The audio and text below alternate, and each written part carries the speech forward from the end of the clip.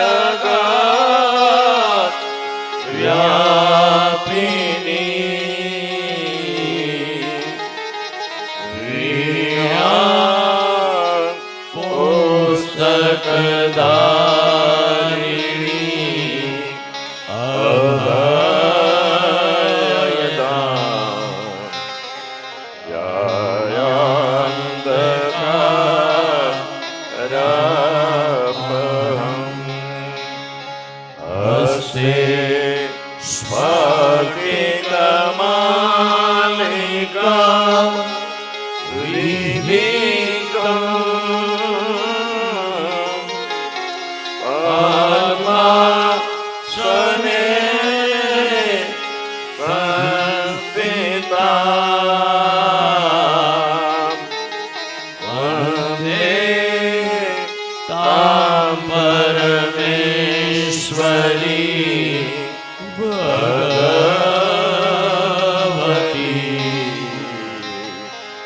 બોધિ પ્રદા શારદા વંદે દેવ ઉમાપતિ સુરગુરુ વંદે જગત કારણમ વંદે પંકજભૂષણમ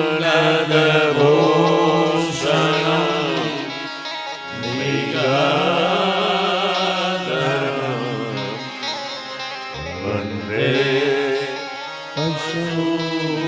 અસુનાપતિ વંદે સૂર્ય શશાંકવહની નયનમ વંદે મુકુંદપ્રિય. પ્રત્યક્ષ બિરાજમાન સર્વે સંતો,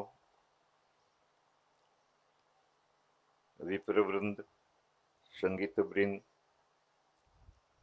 આ કથાના આયોજક દેત્રોજા પરિવાર, લીલાપર ગામ સમસ્ત, કથાના યજમાનશ્રીઓ, દાતાશ્રીઓ, બહારથી પધારેલા મહેમાનો, ભાઈઓ, માતાઓ અને બહેનો,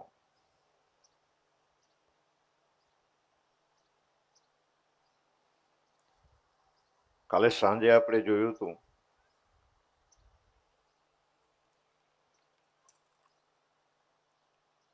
સૌ પહેલા સત, ચિત અને આનંદ સ્વરૂપ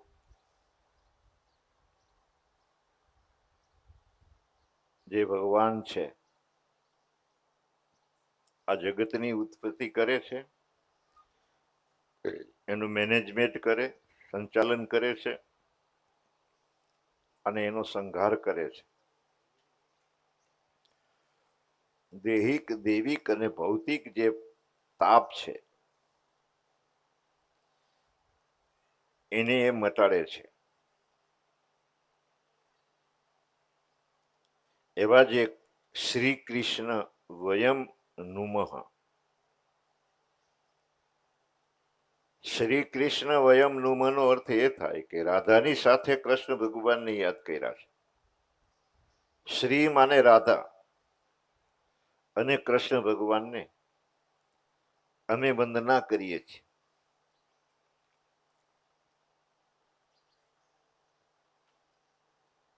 સુખદેવજી મહારાજને યાદ કર્યા છે.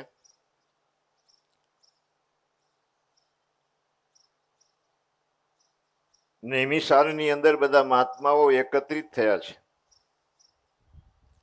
એક વખત વ્યાસ આદિક બધા મહાત્માઓ બ્રહ્માજીની પાસે ગયા અને બ્રહ્માજીને પ્રાર્થના કરવા લાગ્યા કે અમારે એક લાંબા સમયનું અનુષ્ઠાન કરવું છે.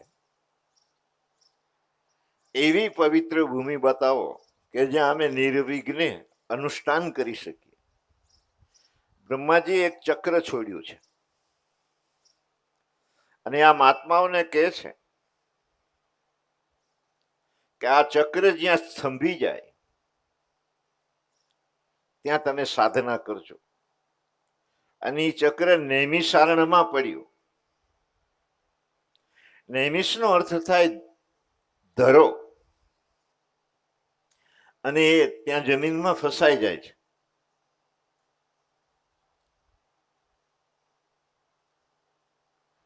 આજ પણ તમે નૈમિષારણમાં જાઓ તો ત્યાં ચક્ર તીર્થ છે.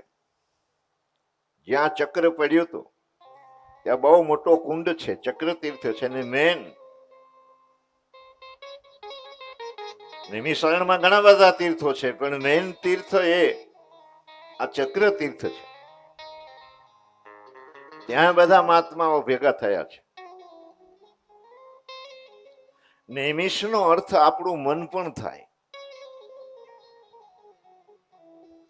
કારણ કે એક નિમિષમાં ને એક સેકન્ડ ક્ષણ એટલી વાર પણ જો આપણું મન સ્થિર થઈ જાય અને આપણે જ્યાં બેઠા હોય ત્યાં એ જગ્યા નૈમિષારણ થઈ જાય.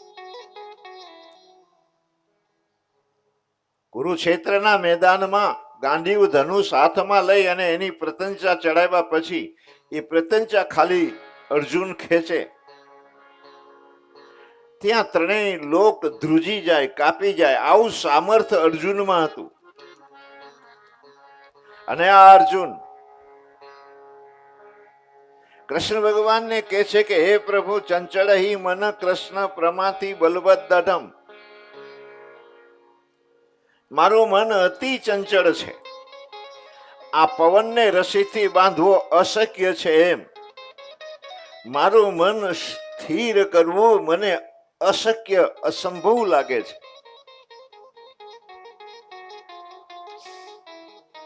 એટલે હું 77ની સાલમાં મગુના એ ગયો તો, સાધુ થઈ ગયો તો 77ની સાલમાં.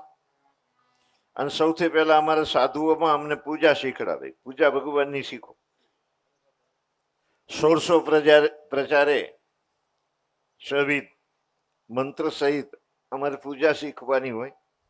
એટલે ભગવાનની પૂજા, પછી રાગ ભોગ, સાંજની આરતી, શયન. તો હું સાંજે શયન પહેલા બધા ભગવાનને રાત્રે પાણીની જરૂરિયાત પડે તો પાણી નામે ગ્લાસ ભરીને મૂકી. તમારી ઘરે જે ભગવાન છે એ ભગવાનને રાતે તરસ લાગે છે એટલે એક પાણી તુલસી નાખીને ત્યાં મૂકી રાખવું. આપણે તો હવારા દીવોને અગરબત્તી બતાડી દીધા પછી પતી ગયું. જય શ્રી રામ. તમારા ઘરની અંદર તમારા છોકરાઓને તમે ભગવાન, છોકરાઓને જે રીતે સાચવો છો, નાના ટેણિયાને, એમ તમારે ભગવાનને સાચવવા જોઈએ. શ્રીનાથ સંપ્રદાયમાં કોઈ એના સંપર્કમાં હોય તો ખબર પડશે કે એ કેવી રીતે લાલાને સાચવે છે. ગરમીના સમયમાં એ ભગવાનને આમ હવામાં સુવડાવે. મચ્છરિયા હોય તો મચ્છરદાની લગાડી દે. ભગવાન સુઈ ગયા હોય તો પછી એની ચરણ સેવા કરે.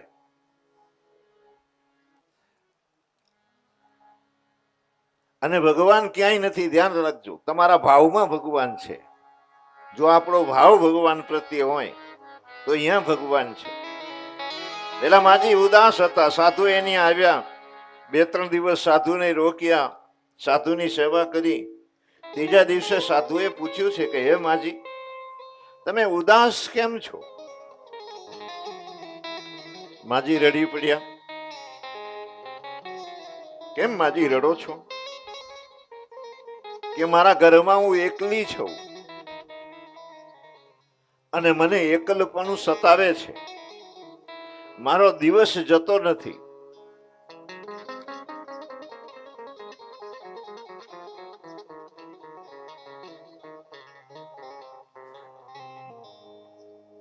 મહાત્માજીની પાસે ભગવાન હતા. એની જોલીમાંથી એને ભગવાન કાઢી અને આપ્યા કે લ્યો, આને તમે તમારો છોકરો માનીને એની સાથે વ્યવહાર કરજો અને તમારી પાસે રાખો, એટલે તમે એકલા જે છો, એકલપણું તમને જે સતાવી રહ્યું છે એ દૂર થઈ જશે. પછી તો સવારે ભગવાનને એમાજી ઉઠાડે, આમ સરસ નવડાવે, કપડાં પહેરાવે, શણગાર કરે, ઉભો રે, કંઈક નાસ્તો બનાવીને લાવ, પછી નાસ્તો કરાવે. દિવસ દરમિયાન આમ ભગવાનની સાથે નાના બાળકને સાચવે એમ માજી આ ભગવાનને સાચવતા હતા. પેલા ગામડાઓમાં ઘોરખોદા આવતા, નાના છોકરાઓને લઈ જતા, એવું મેં સાંભળ્યું છે. ગામમાં આમ ઘોરખોતું આવવા માંડ્યું, નાના બાળકોને લઈ જાય એટલે ગામના યુવાનો બધી જ બાજુ નાકાબંધી કરીને બેઠા. રાત્રિ આખો વેરો ભરે કે ઘોરખોતું ગામમાં ઘરી ના જાય. આમ ખબર નહીં એક વાર આમ ક્યાંકથી ઘોરખોતું ગામમાં ઘરી ગયું અને પેલા છોકરાઓ લાકડીઓ લઈને ઊભા થયા, જુવાનીઓ. ઘોરખોતું આવ્યું, ઘોરખોતું આવ્યું એમ કરી દોડ્યા. આ માજી જાગી ગયા. એ માજીએ ભગવાનને એની સાથે સુવડાવ્યા હતા. છોકરાને લઈને ભાગ્યું છે, છોકરાને લઈને ભાગ્યું છે. આમ યુવાનો ચીસાચીસ કરી રહ્યા છે. લગભગ લોકો ગામના જાગી ગયા, માજી પણ જાગી ગયા. અને માજી બે વાકડા ઊભા થઈ ગયા અને એ પલંગમાંથી નીચે ઉતરીને કહેવા લાગ્યા કે મારા લાલાને તો નથી લઈ ગયા ને, મારા લાલાને તો નથી આ ઘોરખોતું લઈ ગયું ને, એમ કરીને દોડ્યા. એ આમ ઊભા થઈને જ્યારે પલંગમાંથી ઊભા થયા ત્યારે પેલો ભગવાન નીચે પડી જાય છે. નીચે પડેલા ભગવાન ઊભા થયા અને માજી આમ દરવાજે પહોંચ્યા, દોડતા જઈ અને માજીનો સાડલાનો છેડો પકડ્યો. માજીને કહે છે કે માજી હું તો આ રહ્યો, હું ક્યાં પડી, મને ક્યાં ઘોરખોતું લઈ ગયો છે. તો ભગવાનમાં આપણો સભર ભાવ હોવો જોઈએ. ભાવે વિદ્યતે દેવો, આવું લખ્યું છે. ધુડકોટમાં કૃષ્ણાનંદ સ્વામી એવું કહેતા, એની પાસે હું થોડા સમય રહ્યો છું, 4-6 મહિના, કે ભગવાન સોનાની મૂર્તિમાં પણ ભગવાન નથી, ચાંદીની મૂર્તિમાં પણ ભગવાન નથી, પંચધાતુની મૂર્તિમાં પણ ભગવાન નથી, આરસની મૂર્તિમાં પણ ભગવાન નથી, કાષ્ટની મૂર્તિમાં પણ ભગવાન નથી. ભગવાન તમારા ને મારા ભાવમાં છે. તમે ભાવે ભજો મારા ભગવાન, જીવન થોડું રહ્યું. તમે ભાવે ભજો ભગવાન, જીવન થોડું રહ્યું. તમે ભાવે ભજો હવે ભગવાન, જીવન થોડું રહ્યું. તમે ભાવે ભજો ભગવાન, આત્માનું કરજો કલ્યાણ, જીવન થોડું રહ્યું. કંઈક આત્માનું કરજો કલ્યાણ, જીવન થોડું હું રહ્યું. આમ ભગવાનને પાણી મૂકવા જઈ રહ્યો છું અને 2-3 બહેનો દર્શનાર્થે આવ્યા અને એ વાતો કરતા હતા. આજથી 77 કે 78 સાલની આ વાત છે. અને એ બહેનો એવી વાતો કરે છે કે ગાયના સિંગ ઉપર રાઈનો દાણો રાખીએ અને રાઈનો દાણો જેટલી વાર સ્થિર રહે એટલી વાર જો આપણું મન સ્થિર થઈ જાય તો ભગવાન તમને ને મને મળી જાય. તમે દીધેલા કોલ સાવ ભૂલી તો ગયા. વેલા કોલ ભૂલી તો ગયા. તમે દીધેલા કોલ તમે ભૂલી તો ગયા. વેલા કોલ ભૂલી તો ગયા. જૂઠી માયાને મોહમાં ઘેલા રે થયા. માયાને મોહમાં ઘેલા રે થયા. તો ચેતો શું ભૂલ્યા શોભાન, જીવન થોડું રહ્યું. ચેતો ચેતો શું ભૂલ્યા છો ભાન, જીવન થોડું રહ્યું. આવે ભજો હરે ભગવાન, જીવન થોડું રહ્યું. તમે ભાવે ભજો રે ભગવાન, જીવન થોડું રહ્યું. આ ભગવત કથા સાંભળતા ભગવાનનું ચરિત્ર સાંભળતા આપણે જ્યાં બેઠા છીએ ત્યાં આપણું મન ભગવાનમાં સ્થિર થઈ જાય તો જ્યાં તમે બેઠા છો ત્યાં જ નૈમિષારણ ઊભું થાય. શૌનક ઋષિનો આશ્રમ છે, ત્યાં ઘણા બધા મહાત્માઓ ભેગા થયા છે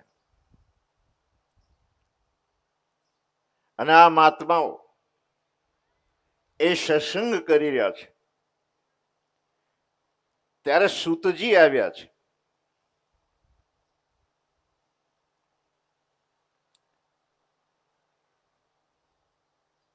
સૂતજીને જોઈને બધા મહાત્માઓ ઊભા થઈ ગયા, એને બેસવાનું આસન આપ્યું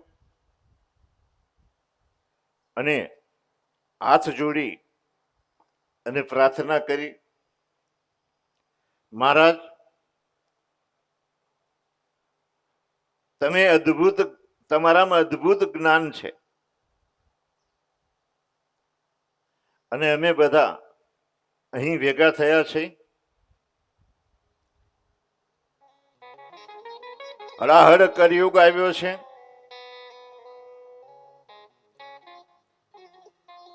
એવી કથા અમને કહો કે જેનાથી જલ્દીમાં જલ્દી કૃષ્ણ ભગવાન પ્રસન્ન થાય. એવી કથા કહો જે મૃત્યુના ભયમાંથી અમને મુક્ત કરાવે. વ્યક્તિ માત્રને, પ્રત્યેક વ્યક્તિને મૃત્યુનો ભય છે. મૃત્યુના ભયથી હું ને તમે ભયભીત છીએ. મૃત્યુનો ભય છે એટલે આપણે આ પુરુષોત્તમ મહિનો કરીએ છીએ. મૃત્યુના ભયથી ભયભીત થઈને આપણે ભગવાનના મંદિરે દર્શન કરવા જઈએ છીએ. મૃત્યુના ભયથી મુક્ત થવા માટે થઈને આવા કથાના આયોજનો આપણે કરીએ છીએ.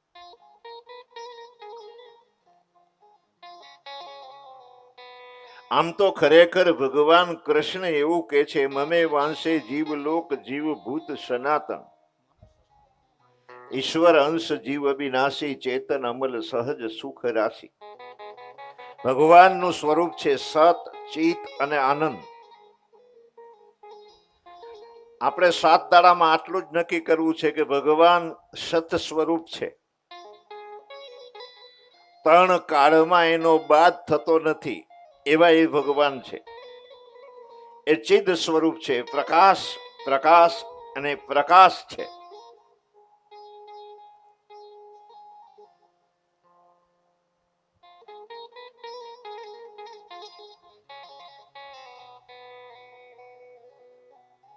રામ બ્રહ્મ સહજ પ્રકાશ વાતી. એ સહજ પ્રકાશ સ્વરૂપ છે અને આનંદ સ્વરૂપ છે. અને આપણું પણ સ્વરૂપ ચેતન અમલ સહજ સુખ રાશિ. ચેતનનો અર્થ થાય આપણે પણ ચિદ સ્વરૂપ છીએ. આપણી અંદર જે ચેતના બેઠી છે એ આખા શરીરને પ્રકાશિત કરે છે. બ્રહ્માંડમાં જે ચેતના છે એ આખા બ્રહ્માંડને ચૈતન્ય રાખે છે.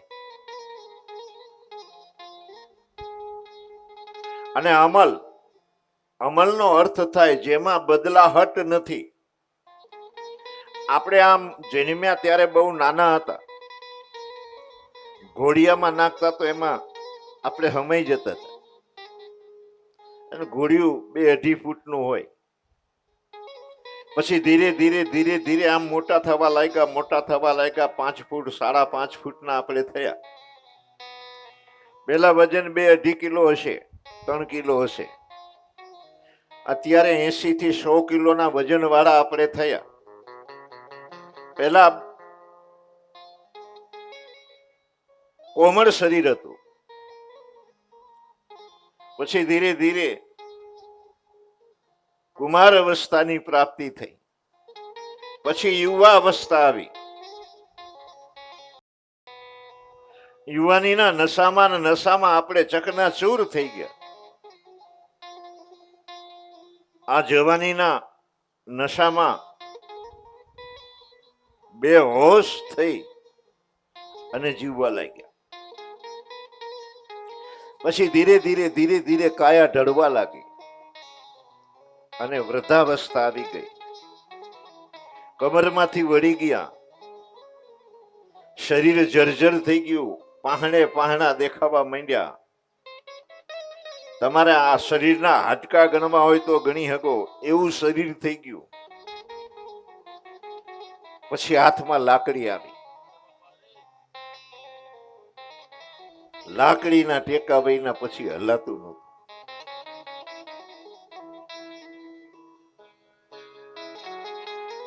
હવે આ આખી શરીરની પ્રોસેસ છે. આ બધાયમાં આ ઘટના ઘટે છે, તમે હો કે હું હોઉં.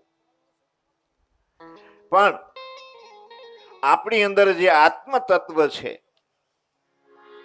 એ બદલતું નથી, અને એ અમલ છે, એનામાં બદલાહટ નથી. એ એક રસ રહે છે. જન્માતા ત્યારે આપણી અંદર જે આત્મા હતો એ આત્મા મરતી વેળાએ મરણ પથારી આપણે પહેલા હોય ત્યારે એ આત્મા એવો ને એવો હોય છે, એમાં બદલાહટ આવતી નથી. જેમ ભગવાનમાં બદલાહટ આવતી નથી, ચિત્ત સ્વરૂપ છે, ચેતન છે, સત સ્વરૂપ છે અને આનંદ સ્વરૂપ છે, એમ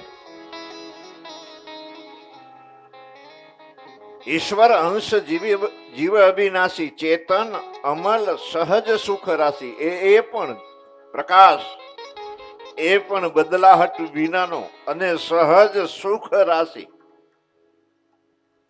આમ તો આપણને સુખ પદાર્થોમાંથી મળે છે. સંસારના પદાર્થો તમને ને મને સુખી કરી રહ્યા છે. મેં કાલે પણ કહ્યું તો આજ ફરી કહી દઉં કે એક પણ પદાર્થ એવો નથી કે જ્યાંથી તમને અને મને સુખ મળે. સંસારની એક પણ વસ્તુ એવી નથી કે જ્યાંથી તમને મને સુખ મળે. અને ક્યાંય પણ તમને સુખની પ્રતીતિ થતી હોય, માનો અત્યારે બહુ ગરમી પડી રહી છે, 45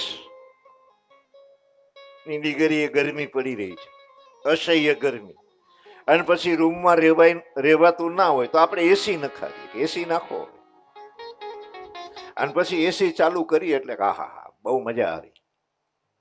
અને એસી બગડી જાય અને રિપેર વાળાને બોલાવી, એની 2 દાડા એમ કે હું તો 12 ગામ ગયો છું, હાજર નથી, તો એસી ને ગાડું દઈએ આપણે, આના કરતા નહોતું બરાબર.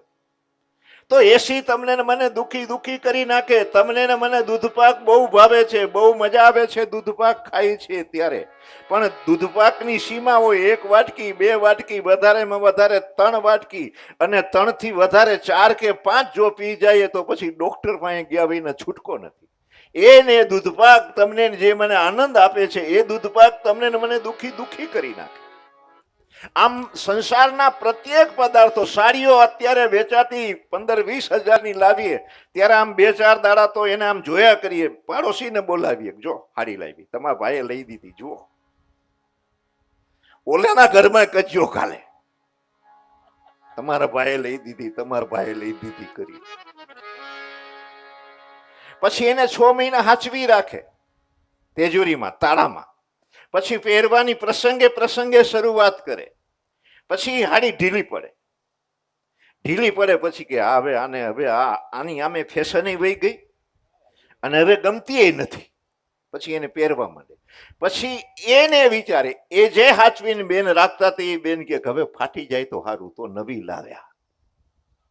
એટલે એ હાડી પાછી તમને દુઃખ પણ આપે. એટલે વેદાંતમાં એવું કે છે કે જે પદાર્થોમાં સુખની પ્રતીતિ થાય છે એ પ્રાતિભાષિક સુખ છે. પ્રાતિભાષિક સુખનો અર્થ એ થાય, સંસારના કોઈ પદાર્થમાં સુખ નથી.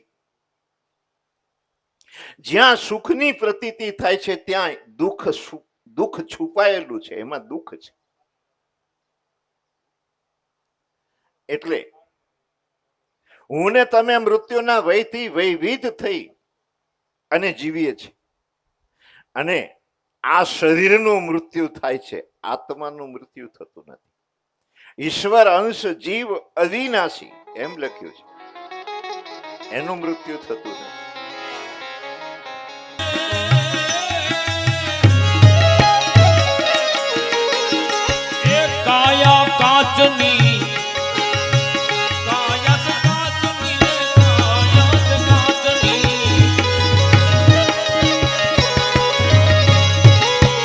કાયા કાચની પૂતળી છે વણજારા દિયોરા, એને ફૂટતી જાતા પડી જાતા નહીં લાગવાર રે વણજારા જીઓ વણજારા રે રામા જીઓ વણજારા જીઓ વણજારા જીઓ વણજારા જીઓ વણજારા મૃત્યુના ભયથી વેગળા થઈ જઈએ એવી કથા કહો. ભગવાનમાં અમારી રુચિ થાય એવી કથા કહો. શ્રુતિજી કહે છે હું તમને ભાગવત કહીશ અને આ ભાગવત છે એનું કોઈ શ્રવણ કરે તો એના મનમાં એની બુદ્ધિમાં જે ભ્રાંતિ છે કે મારું મૃત્યુ થાય છે એ ભ્રાંતિ તૂટી જાય અને એ નિર્ભીત થઈ જાય.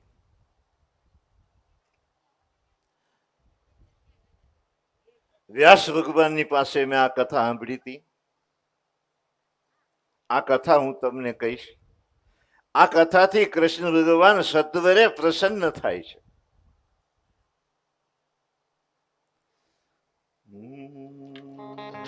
કાલ વ્યાલ મુખ ગ્રાસ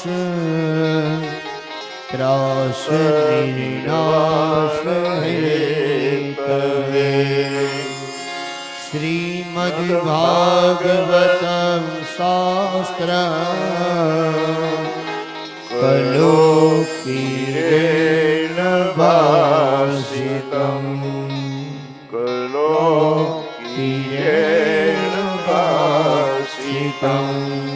કાલ વ્યાલ મુખ ગ્રાસ ત્રાસ નિર્વાણ હેતવે.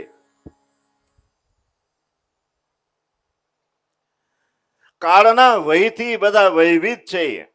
કાળરૂપી જે સર્પ છે એ તમને ને મને ગ્રસી જાય છે, કોળીઓ કરી જાય છે.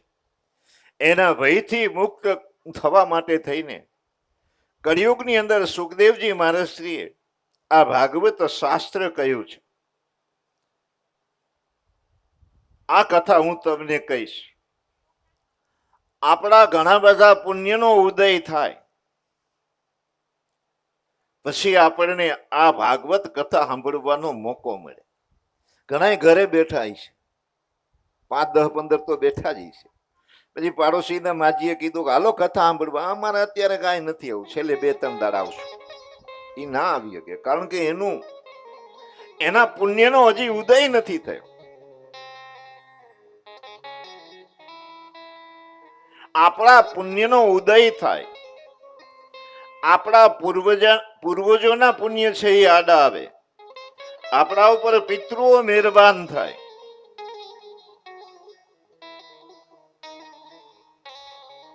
આપણા ઉપર સાધુ સંતોની કૃપા વરસે,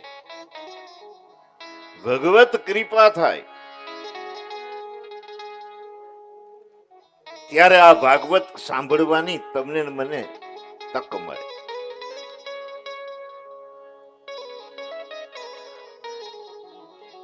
સૌથી પહેલા ભાગવત નારદજી બ્રહ્માજીની પાસે સાંભળી હતી. પણ આ સપ્તાહનો વિધિ જે છે એ તો સનકાદિક ઋષિએ શરૂ કર્યો છે. 7 દિવસ સનકાદિક ઋષિના શરણોમાં બેસી અને નારદજી આ કથા સાંભળી હતી. શૌનક ઋષિ પૂછે છે કે હે મહારાજ,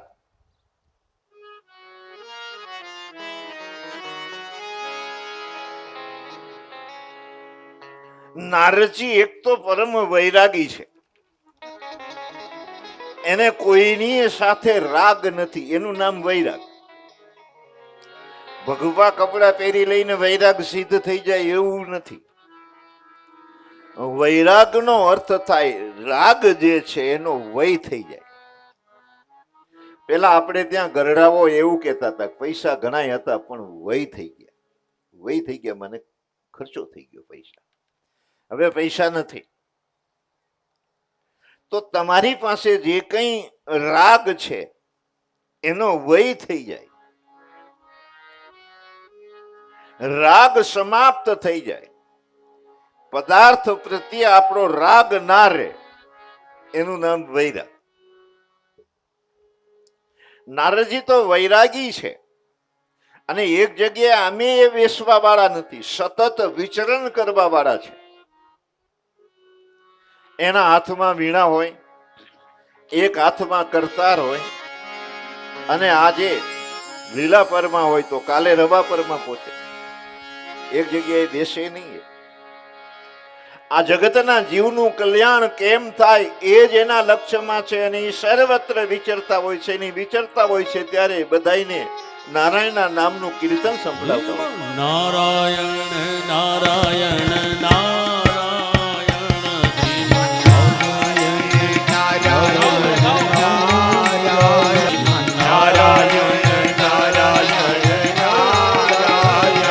રામ નારાયણ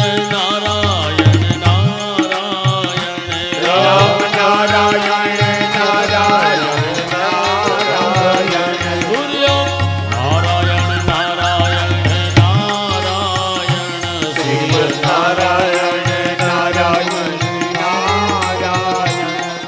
એક વખત સનકાદિક ઋષિ, અને ધ્યાન રાખજો, આ ધ્યેયાકાર થઈને કથા સાંભળવી પડે તો જ કથા તમને અંદર ઉતરે, નહીંતર આ ઉતરે એવી વાત નથી.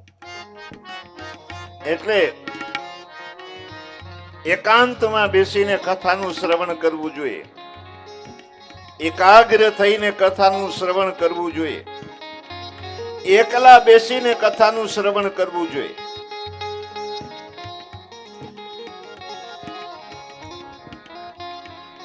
એટલે દીકરી આમ ધાન ખાંડે છે,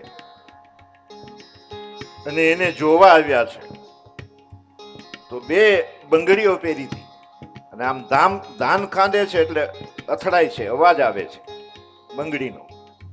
અરે રે મહેમાન આવ્યા છે, અને હું એને ધાન રાંધીને મારે ખવડાવું છે, એટલે ધાન કૂટું છું, ખાંડું છું, અને આ બંગડીમાંથી અવાજ આવે છે, એટલે એક બંગડી એને ફોડી નાખી. અને દત્તાત્રેય ભગવાને કીધું છે કે એ દીકરી પાસેથી મેં શિક્ષા લીધી કે એક આરે બે ક્યાંય દર્શન કરવા જાય તો વાતો સિવાય બીજું કઈ થાય નહીં.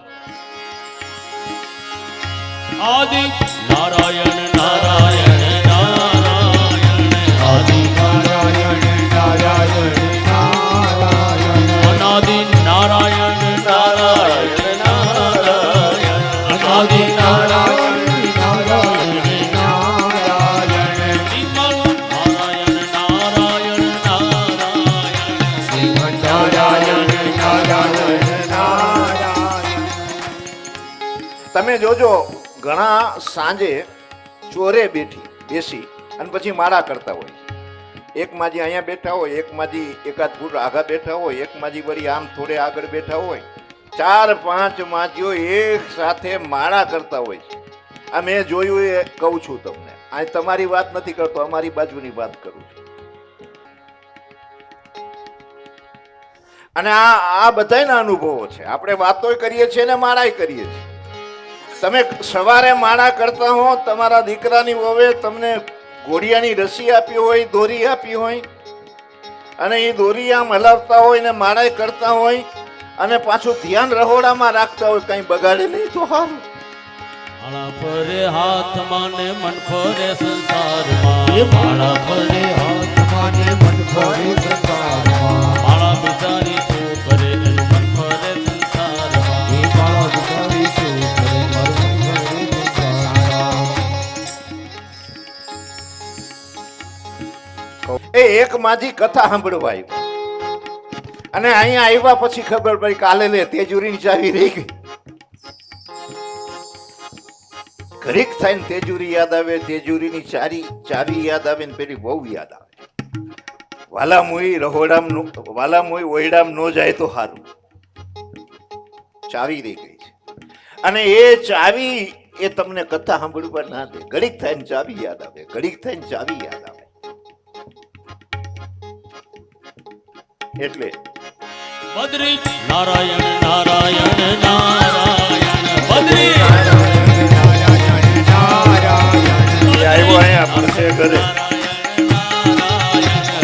નારાયણ નારાયણ નારાયણ શ્રીમન નારાયણ નારાયણ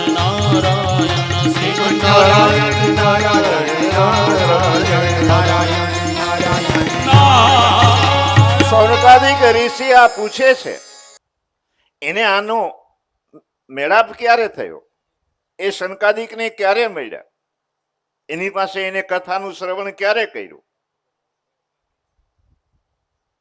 સુજી કહેવા લાગ્યા કે એકાંતમાં આપણે સત્સંગ કરીશું એમ વિચારી અને ચારેય ભાઈઓ બદ્રી વિશાળ ક્ષેત્રમાં બદ્રીનારાયણ ભગવાનનું જ્યાં મંદિર છે ત્યાં ચારેય ભાઈઓ આવ્યા છે અને ચારેય ભાઈઓ વાર્તાલાપ કરી રહ્યા છે, બ્રહ્મની ચર્ચા કરી રહ્યા છે. બ્રહ્મ નિરૂપણ ધર્મ વિધિ બર નહીં તત્વ વિભાગ, આધ્યાત્મ ચર્ચા કરી રહ્યા છે. અને એ વખતે નારદજી વિહવળ થઈને આમ ક્યાંય જતા હોય એને એ જોવે છે અને પૂછે છે, તમે આટલા બધા ઉતાવળા ક્યાં જઈ રહ્યા છો? તમે આવ્યા ક્યાંથી? અને વિહવળ કેમ છો, વ્યાકુળ કેમ છો? આમ તો સાધુ સંતો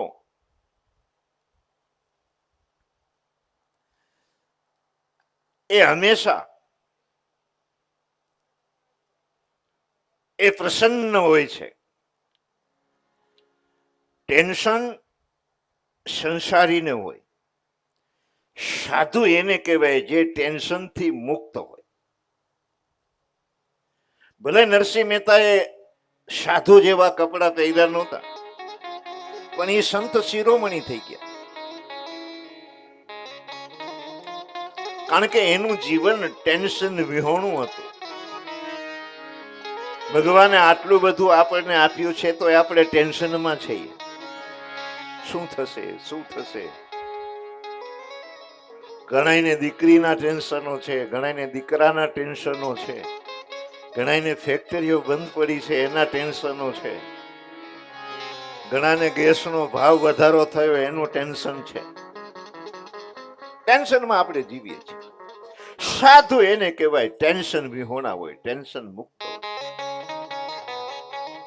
અને કદાચ માની લો કોઈ સાધુ ટેન્શનમાં આવી ગયો, તાપમાં આવી ગયો અને એની ઘંટી વહેડાવા માંડી તો એને ટેન્શન શેનું હોય?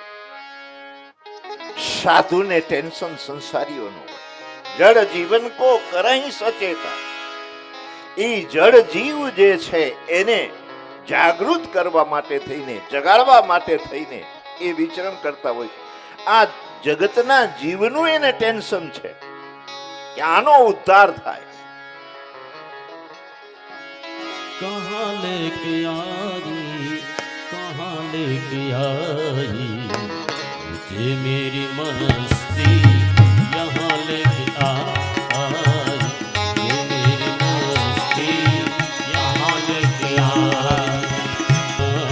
मेरे अपने सिवा कुछ नहीं, ये मेरी मस्ती मस्ती यहाँ लेके आई, ये मेरी मस्ती कहाँ लेके आई. મૃત્યુ લોકમાં તીર્થયાત્રા કરવા નીકળો. હું જ્યાં આમ ફરતા ફરતા મેં શું શું જોયું? સત્યમ સત્યમ નાસ્તિ તપસ્સોચમ દયાદાનમ ન વિદ્યતે. ઉદિરમ ધરિનો જીવા બારિકા કુટભાસિનઃ. સત્યમ શોચમ, સત્યમ નાસ્તિ, ક્યાંય સત્ય રહ્યું નથી, કોઈ તપ કરતા નથી. 11 ની તો આપણે રાહ જોઈને બેઠા હોઈએ છીએ. 11 ના દાડે રોજ કરતા ખાવાની ક્વોન્ટિટી પણ વધી જાય છે અને હિસાબે કેલરી પણ રોજ કરતા વધી જાય છે. ધ્યાન રાખજો. જે તમે રોજ ઘી ખાવ છો એના કરતા 11 ના દાડે ઘી વધારે ખવાઈ જાય છે અને એ કુદરતી ખવાઈ જાય. શીરો છે, રાજગરાનો શીરો, અને કુદરતી છે. આ બધું હોય એટલે એમાં ઘી વધારે આવે. રોજ કરતા ઘી 4 ગણું એ દિવસે આપણે ખાઈએ છીએ, એટલે કેલરી વધી જાય ખાવામાં. ઉપવાસ તો એટલે કરીએ છીએ કે કેલરી ઓછી ખાવી એ દાડે, એનું નામ ઉપવાસ છે. વધારે કેલરી ખાવ તો તમારી હોજરીને કાંઈ આરામ ના મળે, એને તો વધારે પમ્પિંગ કરવું પડે પચાવવા માટે, લોડ પડે ઉપરથી વધારે. આપણે આપણા પાચન તંત્રને લોડ ના પડે એટલે ઉપવાસ કરે છે. એ બહુ મોટું ઉપવાસની પાછળ એક વિજ્ઞાન રહેલું છે. પેલા આ તો હવે આમ ગાડીઓ આવી ગઈ. અમારે અનિલભાઈની ગાડી મેં જોઈ, મારે એને પૂછવું હતું આ કઈ કંપનીની છે, પણ મેં પૂછ્યું નહીં. એવી ગાડીઓ જ આવી ગઈ ઓટોમેટિક સિસ્ટમ વાળી. નહીતર પેલા એન્જિનો તપી જતા હતા. પછી આપણે ઊભી રાખીએ, થોડું પેલો કાંટો આમ પાછો પડે એટલે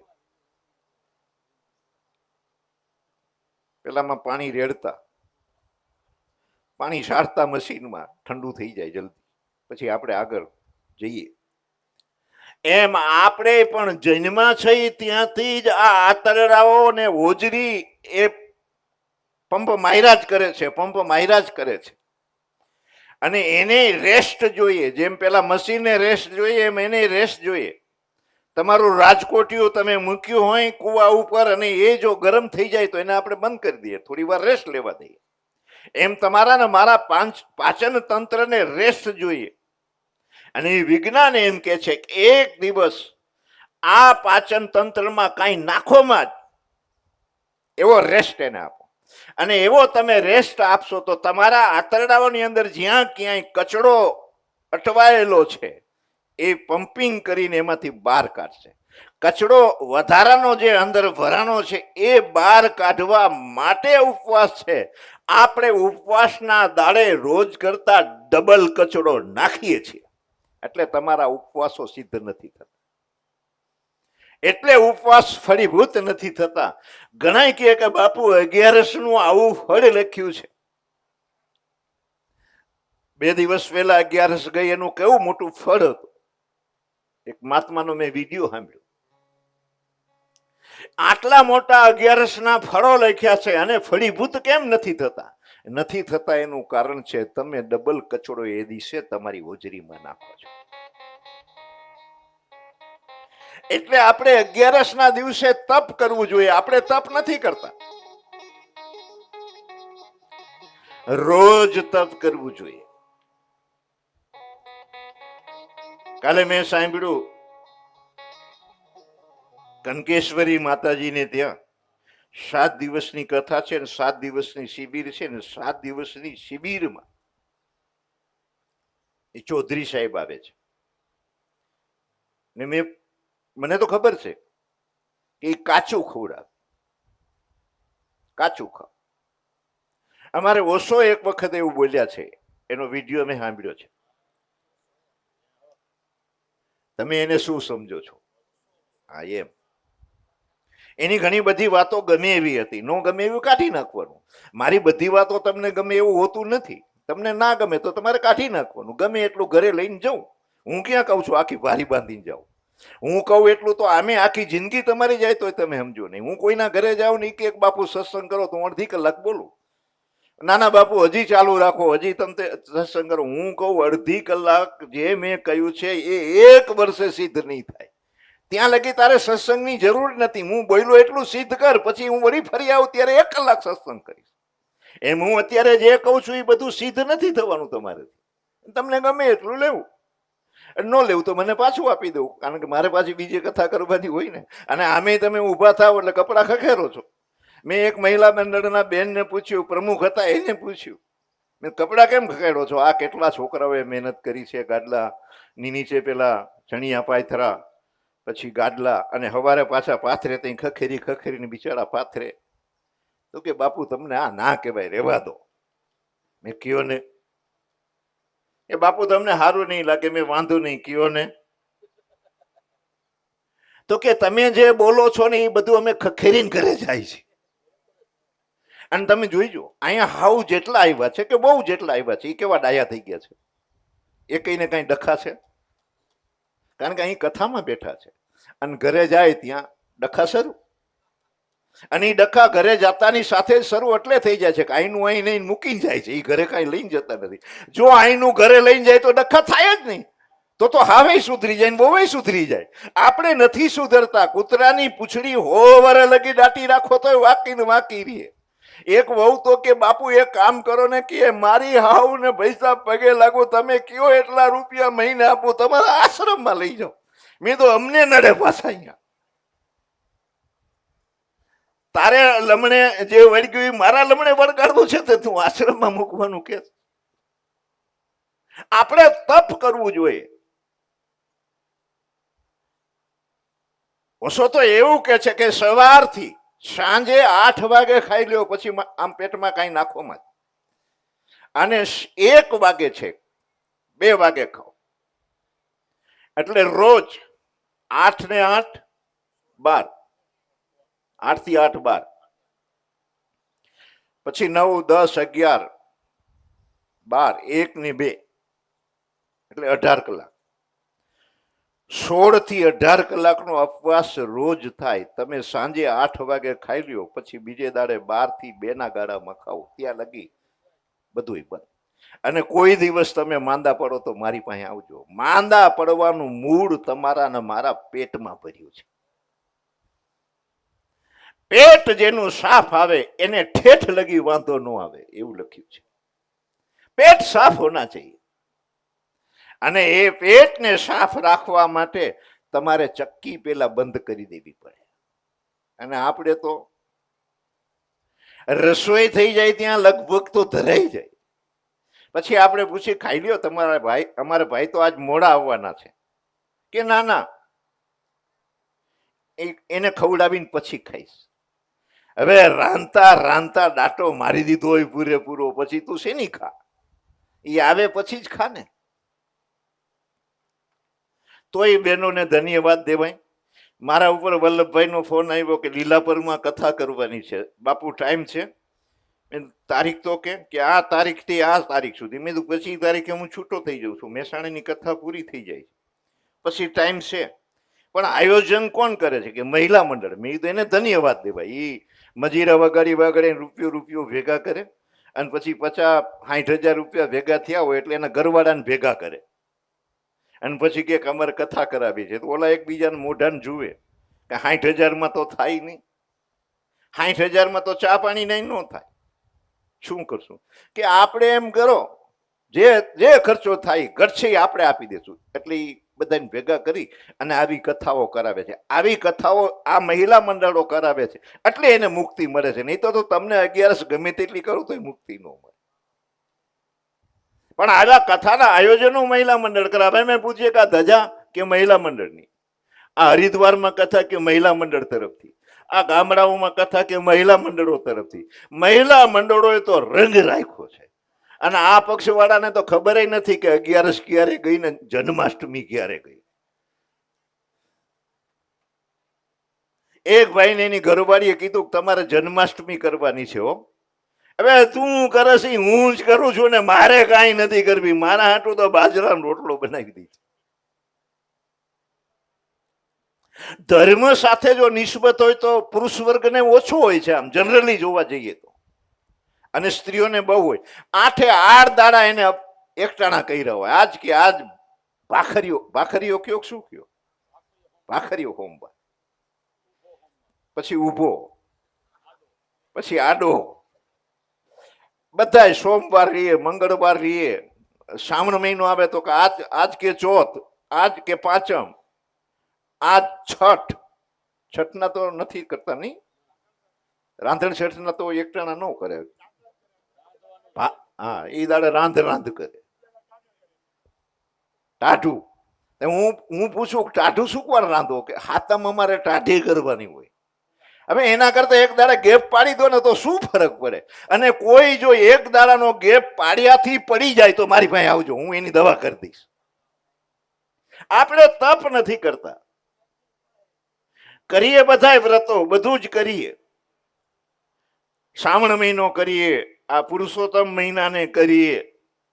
બહેનોની તો વાત જ જવા દો. અમારા કુંભના મેળાની અંદર એટલે દર વર્ષે કુંભનો મેળો, માઘ મકરગત રવિ જબ હોય, તીર્થપતિ આવે સબ કોઈ. માઘ મહિનો આવે એટલે ત્યાં મેળો ભરાય પ્રયાગરાજમાં, અને ત્યાં કલ્પવાસ કરવા માટે લોકો આવે. અને એ કલ્પવાસ કરવા માટે જે કોઈ આવે છે એમાં 80% બહેનો આવે, અને એ ત્યાં વ્રત કરે, અનુષ્ઠાન કરે. પુષ્કળ ઠંડી હોય તો એ નાવા જાય, ગયડા હોય બિલકુલ હાલી ના શકતા હોય. આપણે કંઈક માજી આ નળમાં પાણી આવે એ ગંગાજી છે, અહીંયા નાઈ લ્યો, પાછા નહીં આવો, કે ના જી થવું હોય થાય, પણ હું ગંગાજી નાવા જઈશ. ત્યાં પણ બહેનો હોય વધારે. ધર્માદામાં પણ તમે જોઈજો બહેનો વધારે. કોઈ વખત જન્માષ્ટમી હોય કે રામનવમી હોય કે એવો પર્વ હોય અને મંદિરે તમે જાઓ તો બહેનો વધારે, ભાઈઓ ઓછા. અહીં કથાની અંદર આપણે હજી અત્યારે ગણતરી નથી કરવી, 2-4 દાડા પછી ગણતરી કરશું તો ભાઈઓ ઓછા હશે, બહેનો વધારે છે. અત્યારથી કહી દઉં, ભાઈઓ કરતા બહેનો ડબલ છે. રંગ રાખે બહેનો, બાકી ભલે ખોટી 1100 કરે પણ ધન્યવાદ તો બહેનોને દેવાય. પાછા પૂજવા જાય. મેં કાલ પાછો રાતે એક બીજો વિડીયો જોયો, આ બહેનો બધા પૂજવા ગયા. કાલે તો મેં કહ્યું હતું પેલા આમ આરોડતા હતા, પછી ફરી મેં એ વિડીયોની ચેક કર્યો. મેં કીધું કેમ આરો? પછી મને ખબર પડી કે પેલા ભગવાન બેહાડ્યા હતા આપણે પાટલા ઉપર અને આમ લાંબા દંડવત કરતા હતા, અને પછી આરોડતા આરોડતા આમ પરિક્રમા કરતા હતા, આરોડતા આરોડતા. જોકે એવી જોઈ નથી, પણ આ બેનો પછી એક ડોસીમાં આમ પડ્યા, પછી એ રડતા રડતા આમ ગયા, પછી બીજી પડી, રડતા રડતા આમ જાય, પછી ત્રીજી ચોથી બધી. પછી બીજો વિડીયો કાલ જોયો રાતે. હું રાતે આમે હું તો નથી, નીંદર આવતી નથી. તે પેલી આવડી એને શું કયો તમે, લોટી એ આમ રાખીએ માથા ઉપર અને ગરબા લે છે. એ ગરબા લે એમાં એક ડોસીમાન પાયડા બધી બહેનોએ થઈ, અને પછી ફંડોળા બરાબર. મેં તો આ માજીને છોડી દે તો સારું, નહીં તરા. હવે એ લગભગ કા મોરબી નો હતો વિડીયો, કા રાજકોટ એવું લાગ્યું, કારણ કે એના પહેરવેશ ને એના ઉપરથી એવું લાગતું. બહેનોને ધન્ય ગમે તેમ કરીને આ બધું કરે છે અને કરે એને પહોંચાય. એટલે હું બધી કથાઓમાં કહું, પેલા ભરવાડ બાપા હતા ને, ખાટલામાં બેઠા બેઠા માળા કરતા હતા. અને અમારે અનિલભાઈ જેવા એક ભાઈ આવ્યા અને બાપાને ધમકાવ્યા બરાબર. ખાટલામાં બેઠા બેઠા માળા કરાય, તમને ખબર નથી પડતી માળા કરવા આટલે ખાટલો છે. બાપા તો ભોળા ભાડા હતા, મારા જેવા હાવ ઉભા થઈ ગયા હતા અને હાથ જોડીને કીધું, આઈ એમ સોરી, મારાથી ભૂલ થઈ ગઈ, હવે નહીં કરું. પણ મને એક વાત કોને કે શું તમે જે માળા કરો છો એ ક્યાં બેસીને કરો છો? કે હું તો કરતો જ નથી. તઈ શાની માનીનો માળા કરવા દે ને, ખાટલામાં બેહીને મને, તો તને શું વાંધો છે? હા, તું વાઘંબર કે મૃગચર્મ બિછાવી, એના ઉપર ધાબળો નાખી, એના ઉપર કુશનો આસન નાખી, એના ઉપર રેશમી આસન મૂકી અને પછી જો ભજન કરતો હો તો મને કહી હક કે આમ ભજન ના થાય. તું હાવ નથી કરતો, એના કરતા હું ખાટલા ઉપર બેહીને માળા તો કરું જ છું, તો મને કરવા દે. એમ કાંઈ કોઈ નથી કરતા, એના કરતા તો 100 વખત આ કાઠિયાવાડના બહેનો હારા છે કે આવું તો કરે છે.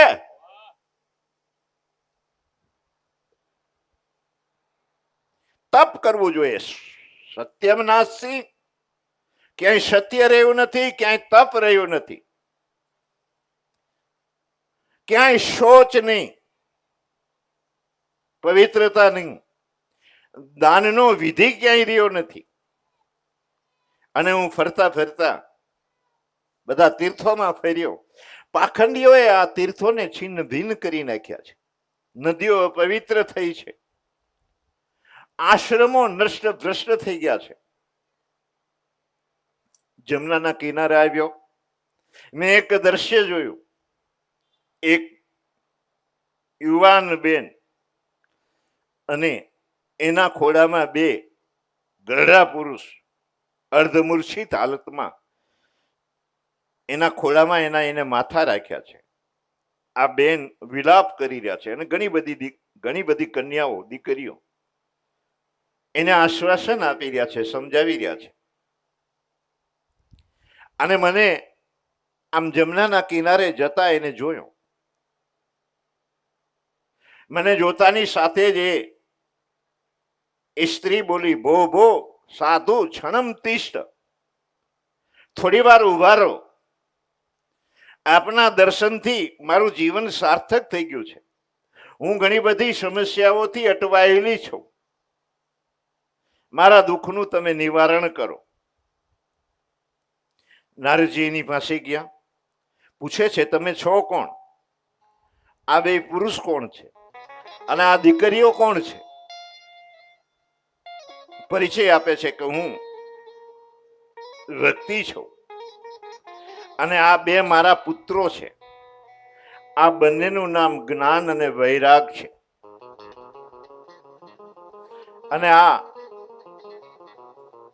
આ કન્યાઓ જે છે એ બધી જ નદીઓ છે. હું યુવાન છું અને મારા આ બંને દીકરા ગરડા થઈ ગયા છે અને આ વ્યથાને હું સહન કરી શકતી નથી. માં જવાન અને દીકરા ગરડા, બિલકુલ પ્રકૃતિથી વિરુદ્ધ આ પ્રતીત થઈ રહ્યું છે. નારદજી અંતર્મુખ થયા છે અને એ વિચારવા લાગ્યા,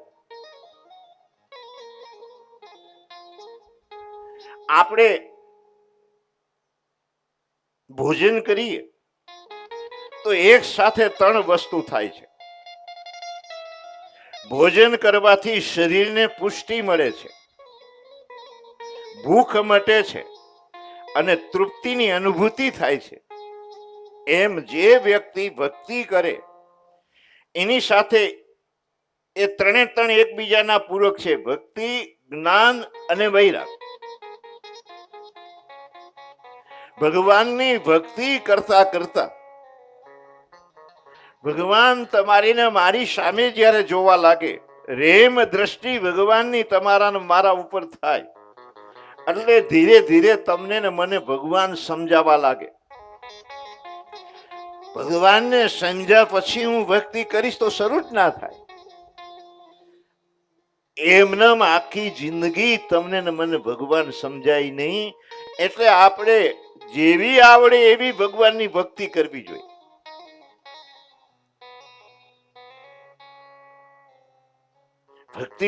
ભક્તિની વ્યાખ્યા અલગ છે, ભક્તિના સાધનો અલગ છે અને આપણે જે કરીએ છીએ એ ભક્તિ જેવી આવડે એવી કરીએ છીએ એમ માનીને આપણે હાલી.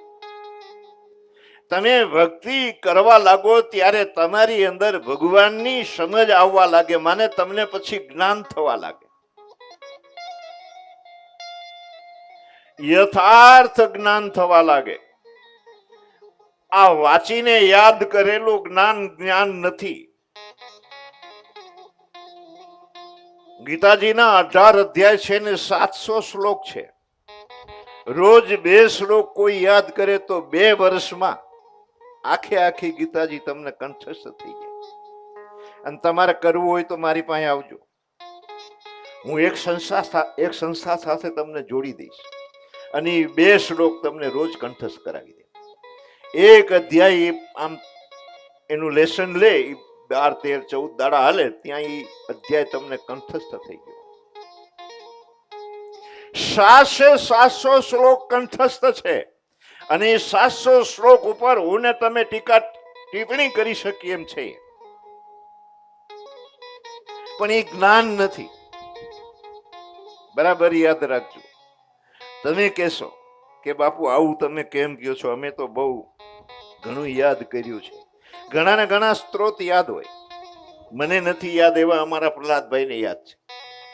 મેં કાલે એને પૂછ્યું, શંકરાચાર્ય ભગવાનના સ્ત્રોત તને ક્યાં ક્યાં યાદ છે? એને 3, 4, 5 કીધા અને મને એકેય શંકરાચાર્ય ભગવાનનો સ્ત્રોત યાદ નથી. સંસ્કૃતમાં અઘરામાં અઘરું સંસ્કૃત કોઈ હોય તો શંકરાચાર્ય ભગવાનનું છે.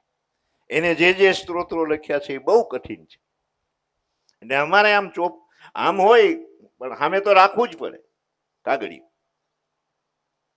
હવે તમારે સમજી લેવાનું છે. હું તમારા પક્ષમાં આ વાત સમજાવું તમને. એક મહિલા મંડળના પ્રમુખ છે અને એ બધાથી આમ શરીરે સારા, ઉંમરે બહુ પેલા નહીં, બધી રીતે બોલવામાં ચપળક, આ તે યાદ શક્તિ વાળા, એને 500 કીર્તન કંઠસ્થ છે. 500. પછી જેમ જેમ ઉંમર થવા માંડે એમ એમ તમારી યાદાશક્તિ શક્તિ ઓછી થવા લાગે. પછી 500 માંથી 250 થઈ જાય. હવે 250 યાદ છે. 250 માંથી પછી 150 થઈ જાય. 150 માંથી પછી 100 થઈ જાય. 100 માંથી પછી 50 થઈ જાય.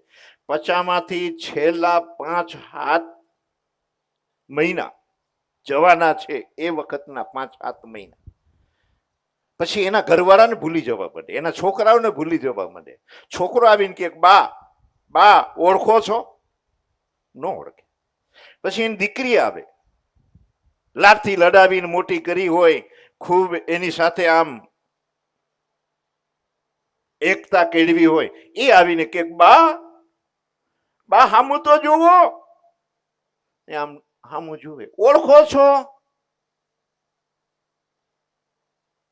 ધીરેથી મોઢું હલાવે કે ના, ઓળખતી નથી. હવે તમારા દીકરાને તમે ઓળખતા નથી, તમારી દીકરીને તમે ઓળખતા નથી, તમારા ઘરવાળાને તમે ભૂલી જવા લાગ્યા છો, તો ઓલા 500 કીર્તનમાંથી 50 હતા, 50 માંથી 5 રહ્યા હતા, 5 હતા એ ભૂલાઈ જાય. હવે તમે કયો યાદ કરેલું જ્ઞાન કામ આવે? ના આવે. એટલે જ્ઞાનની સ્ફુરણા થવી જોઈએ. તમારી સુરતા મૃત્યુ વેળાએ પણ એની સાથે જોડાયેલી રહેવી જોઈએ. અને જો સુરતા જોડાયેલી રહે તો મુક્તિ મળે. ભૂલાયેલા જ્ઞાન તમને મુક્તિ ના આપી શકે. આ મારી વાતને બરાબર સમજી લેજો. ફરી કયો તો સમજાવીશ, પણ આ વાત તમારે સમજવાની છે કે તમારી ને મારી અંદરથી જ્ઞાનની સ્ફુરણા થવી જોઈએ. તમારી ને મારી ધ્યેયાકાર વૃત્તિ થવી જોઈએ. અને એટલે મહાપુરુષોનું શરીર છૂટે છે એમાં ડિફરન્સ છે, ને સંસારીઓનું શરીર છૂટે એમાં ડિફરન્સ છે. સાધુ એમ કહી દે કે 8 દિવસ પછી મારે મરવાનું છે, મારું મૃત્યુ થશે, અને એ જે દિવસે જેટલા વાગે એનું મૃત્યુ થવાનું છે એટલા વાગે એ પદ્માસન લગાડીને બેસી જાય, આંખ બંધ કરી દે, અને એ ધ્યાનસ્થ થઈ અને પોતાનું શરીર છોડે. વ્યવહાર થઈને નહીં, વ્યાકુળ થઈને નહીં. વ્યવહાર ને વ્યાકુળ એ થાય છે કે જેને આત્માનું તાદાત્મય શરીર સાથે જે થયું છે એને છોડાવ્યું નથી, એ વ્યવહાર થઈ જાય છે, એ વ્યાકુળ થઈ જાય છે. સાધુ એને કહેવાય કે એને એના પોતાના આત્માનું જે તાદાત્મય શરીર સાથે થયેલું છે એને છોડાવી દીધું છે. અને એટલે એ શરીર છૂટે છે એ પોતે પોતાના આત્મા થકી શરીરને છૂટતા એ જુએ છે. શરીર છૂટે છે એનું દુઃખ એને નથી, એટલે એ વ્યવહાર નથી થતા. અને આપણું શરીર છૂટે છે ત્યારે આપણે વ્યવહાર થઈ જાય. મને ખબર છે ભાઈ, આપણે દુઃખી થઈ જઈએ છીએ.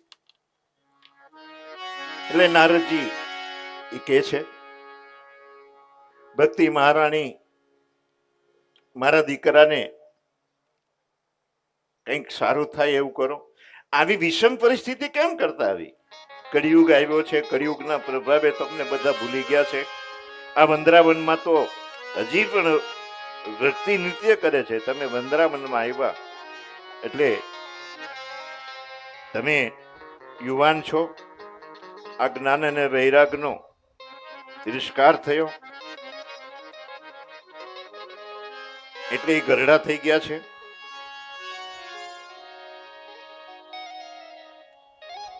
એને જગાડવાના બહુ પ્રયાસો કર્યા, એ જાગ્યા નહીં.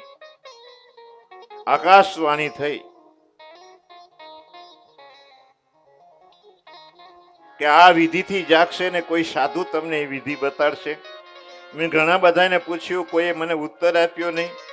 મેં નક્કી કર્યું કે આ જ્ઞાન અને વૈરાગને જગાડવા માટે થઈને હું તપ કરીશ. તપ કરવાના આશયથી હું અહીં આવ્યો છું. હે મહારાજ, આકાશવાણીમાં એમ કહ્યું હતું